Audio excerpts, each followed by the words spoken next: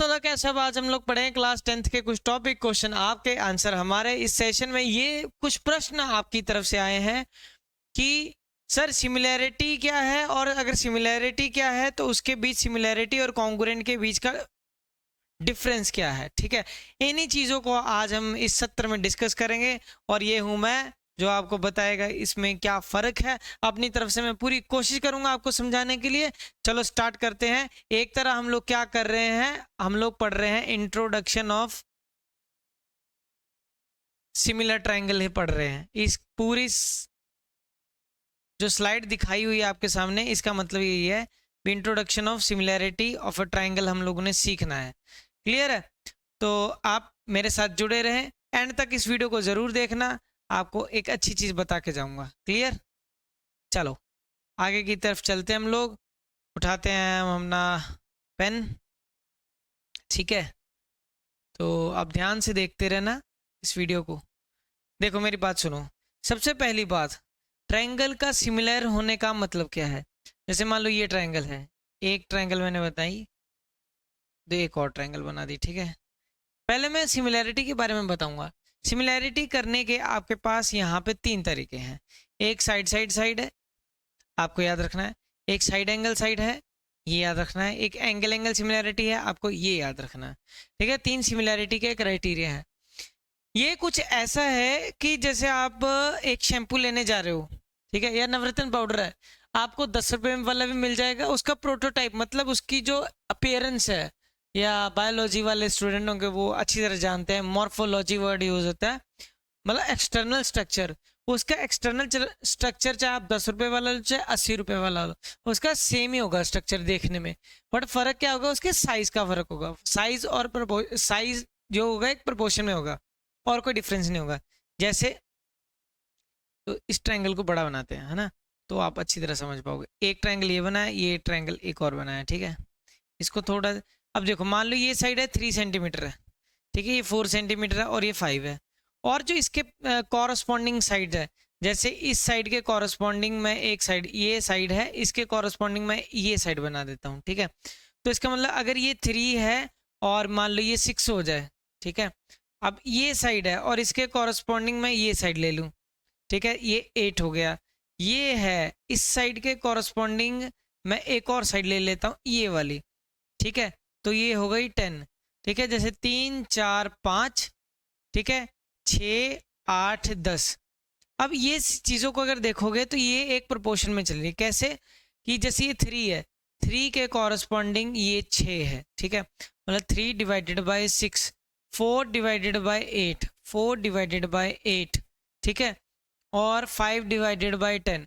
तो हम बोल सकते हैं कि इन सभी का जो प्रोपोर्शन है, प्रोपोर्शन क्या आ रहा है, सेम 1/2 आ रहा है। इधर भी 1/2, इधर भी 1/2, इधर भी 1/2 आ रहा है आपका। ठीक है, तो पहली बात तो ये चीज़ है, इसी को बोलते हैं सिमिलैरिटी। ठीक है, ये है सिमिलैरिटी। अब एंगल के केस में भी सिमिलैरिटी हो सकता है। ये सिमिलैरिटी है बाय साइड साइड साइड। किसकी जो तीनों साइड हैं वो एक प्रोपोर्शन में चल रही है। अब यहाँ पे जैसे मैं लिख दूँ ए बी सी, और यहाँ पे ट्रायंगल का नेम लिख दो पी क्यू आर, तो आप इसमें देख सकते हो कि ट्रायंगल ए बी सी, ऐसे बोल दोगे सर कि ट्रायंगल ए बी सी है जो, वो सिमिलर होगा किसके, पी क्यू आर के, bye side side side rule, जो भी मैंने लिख के दिखाया है। क्लियर, इतना समझ आया सभी को। ये मैंने साइड साइड साइड दिखाया, अब साइड एंगल साइड दिखाता हूँ। एक क्वेश्चन के साथ भी आपको समझाने की पूरी कोशिश की जाएगी। ठीक है, आगे देखिए आप। ठीक है, अब देखो ध्यान से, एक और जैसे मैं एक ट्रायंगल बनाता हूँ आपको समझाने के लिए। ठीक है, एक ऐसे ट्रायंगल बना देते हैं। ठीक है, मान लो ये 40 डिग्री है, ठीक है, और ये है आपका 60 डिग्री। ठीक है, और ये आपको इधर दिया हुआ है 80 डिग्री, और ये दिया हुआ है मान लो 40 डिग्री। तो कह रहा है कि ट्रायंगल ए बी सी क्या सिमिलर है पी के यू आर के, आपको पहले तो ये बताना है। क्लियर, इसमें मैं कोई एक्सरसाइज नहीं करवा रहा आपको, बेसिक बेसिक। और यहाँ से एक बात, मेरी बात सुन लो, यहाँ से एक क्वेश्चन 1 मार्क सेट में पक्का आएगा, ब्लैंक या एमसीक्यू पक्का आएंगे। अब मेरी बात सुनो, अब ये बोल दिया उसने कि ये है 6 सेंटीमीटर, ठीक है, और ये 5 सेंटीमीटर है, तो इसके कॉरस्पॉन्डिंग ये कह रहा है 12 सेंटीमीटर है, और ये है 10 सेंटीमीटर। ठीक है, समझ गए? तो ऐसे आपको बोला गया है, ठीक है। या चलो ये दे दे आपको, ठीक है, ये वाला एंगल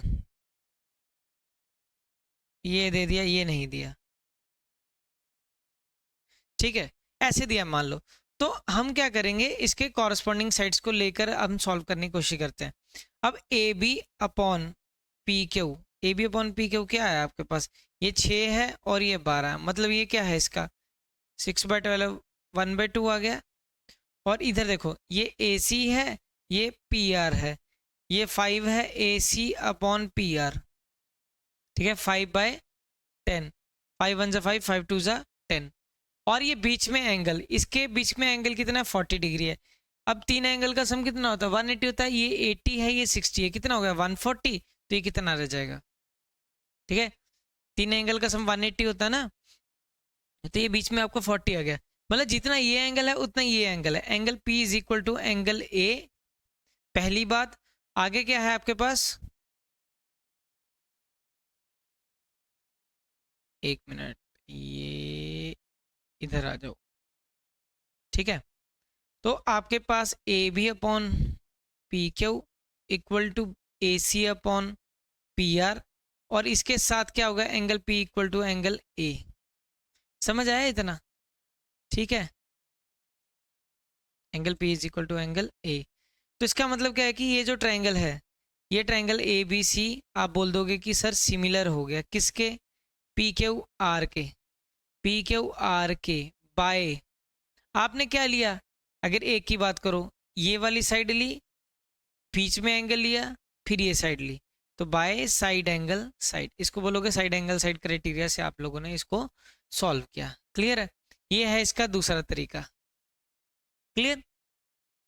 अब तीसरा तरीका देखो, अगर मान लो आपके पास ये है ए बी सी, और आपके पास क्या है पी क्यू आर, ठीक है, आपके हर प्रश्न का इसमें आंसर मिलेगा। अब मेरी बात ध्यान से सुनो, तो ए बी सी ट्राइंगल ये मान लो 40 डिग्री है, और ये भी 40 है, ठीक है, और ये आपको 80 डिग्री दिया हुआ है, ठीक है, और यहाँ पे ये आपको 60 दिया हुआ है। तो इसके दो एंगल अगर सिमिलर हो जाएंगे, दो एंगल इक्वल हो जाएंगे, तो वो ऑटोमेटिकली सिमिलर हो जाएगा, क्योंकि तीसरा एंगल वो ऑटोमेटिकली है। जैसे ये एंगल 40 डिग्री है, ये यहाँ पे 60 दिया हुआ, ये 80 दिया हुआ है ना, तो अगर मैं देखूँ ये तीन एंगल का सम तो 180 होता है, ये 40 हो गया, ये 60 हो गया, ये कितना हो गया, यहाँ पे 80 डिग्री हो जाएगा, ठीक है। तो तीन एंगल का सम 180 हो गया, तो इधर भी क्या हो गया 80 हो गया। क्लियर। तो ये हो गया, आप बोलोगे तो ये तीसरा एंगल भी ऑटोमेटिकली 60 हो गया। वैसे दो एंगल से पता लगा, एंगल एंगल सिमिलरिटी, मतलब अगर आप एंगल से भी बता सकते हो कि ये क्या है सिमिलर है, पर अगर साइड के साथ बताना चाहते हो तो वो हमेशा प्रोपोर्शन में ही चलता है। क्लियर। तो आप बोल दोगे ये सिमिलर हो गया बाय एंगल एंगल सिमिलरिटी। ठीक है, अब मुद्दे की बात सबसे इंपॉर्टेंट, कि एक आपको एक गोल्डन रूल याद रखना है कि अगर ट्रायंगल कॉन्ग्रुएंट है, कॉन्ग्रुएंसी आप पिछली क्लास में पढ़ गए हो, ट्रायंगल अगर कॉन्ग्रुएंट है तो वो ट्रायंगल सिमिलर होगी, तो वो ट्रायंगल क्या हो जाएगी, सिमिलर। ये ट्रू फॉल्स या किसी भी चीज में एजर्शन रीजन में आपसे पूछ ले, चाहे ये क्वेश्चन आपका आ सकता है एजर्शन रीजन में। यस, ये एजर्शन रीजन वाइज बड़ा इंपॉर्टेंट है, एजर्शन रीजन के लिए, ठीक है। एजर्शन रीजन में बच्चे ये क्वेश्चन दिख सकता है कि अगर एक ट्रायंगल कॉन्ग्रुएंट है तो ट्रायंगल सिमिलर होगी, ठीक है। बट अगर ट्रायंगल सिमिलर को आप कॉन्ग्रुएंट बोलो, ये नहीं हो सकता। ये हो भी सकता है एक पर्टिकुलर केस में, वैसे वो तभी होगा कि अगर जब साइड सेम होंगी, नहीं तो नहीं होगा। क्लियर। अब ये हो गया आपका एजर्शन हो गया, ठीक है। अब इसका रीजन देखोगे ऐसा ये क्यों है। क्लियर। देखो फिर, जैसे मैं ये ट्रायंगल बना दूं, लाइट कलर उठाते हैं कोई ये देखो ए बी सी, ठीक है। दूसरी एक ट्रायंगल उठाते हैं, शेप सी ले लेते हैं, क्यों गंद डालना है ना।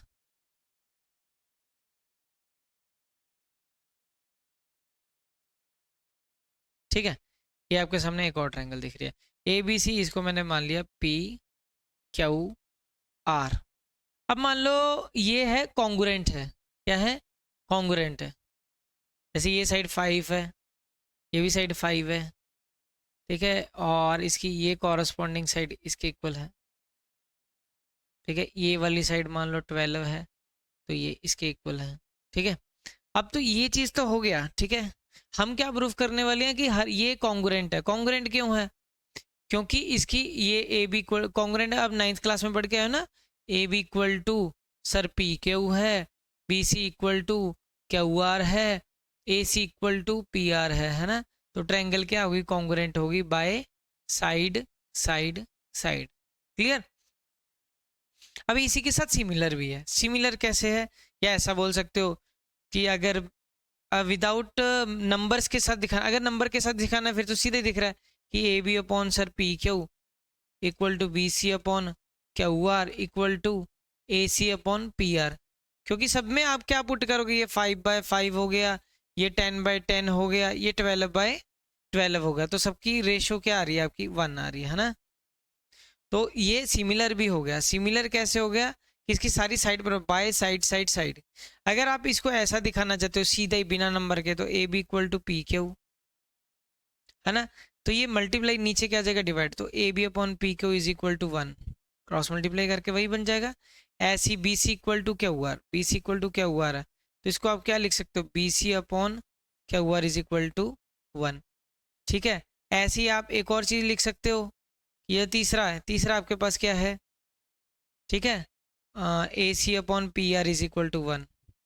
अब सारे अगर 1 के इक्वल है तो सबको इकट्ठा कर दो, A B upon P Q. अगर आप बिना नंबर के दिखाना चाहते हो, B C upon Q R, A C upon P R, कि सब ये क्या हो गए, सिमिलर हो गए, ठीक है। तो हर कॉन्ग्रुएंट चीज तो सिमिलर होगी बाय साइड साइड साइड। अब आगे देखो, इसका मतलब क्या है, हर कॉन्ग्रुएंट चीज, हर congruent triangle is similar triangle, ठीक है, but every similar triangle is not congruent. आपको ये वर्ड को याद रखना है, ठीक है, कि हर जैसे ये देखो ए बी सी एक ट्रायंगल लिया,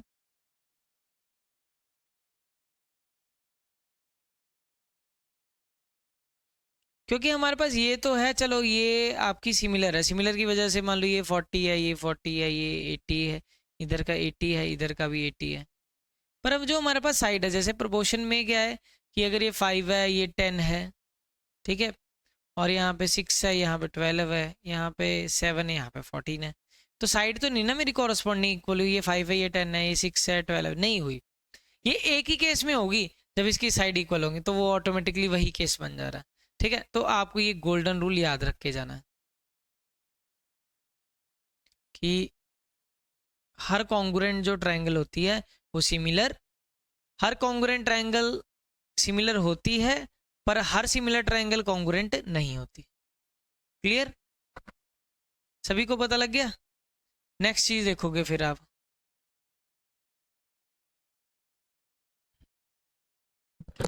एक मिनट बच्चे, हाँ,